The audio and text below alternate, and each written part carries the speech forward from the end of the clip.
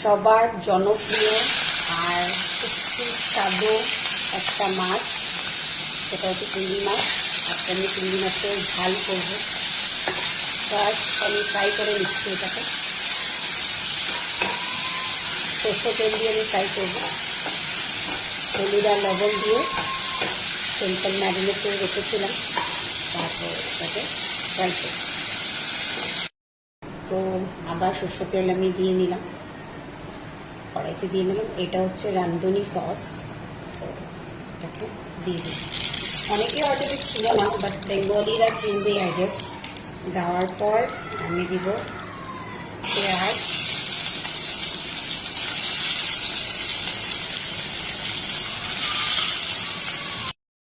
তো আজকে যা যা ইনগ্রিডিয়েন্টস নিলাম সেটা হচ্ছে ফার্স্ট টমেটো, কাঁচা লঙ্কা, পেঁয়াজ অ্যান্ড ধনে পাতা। তো এই রান্নাটার জন্য এগুলো লাগবে। যখনই একটু পেঁয়াজটা গোল্ডেন ব্রাউন হয়ে যায় তখন কিন্তু আমরা জাস্ট চেরা কাঁচা লঙ্কা দেব। এবার দিব টমেটো কুচি, যেটুকু দরকার। কারণ আমি আর মাই খাবো, বাকি আর দাদা ভাই ওরা খায় না, আমার মার জন্য রান্না করা। এবার দিব হলুদ,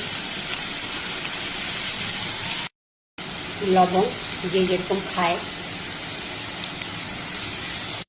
সুন্দর করে মিক্সড করে নেব।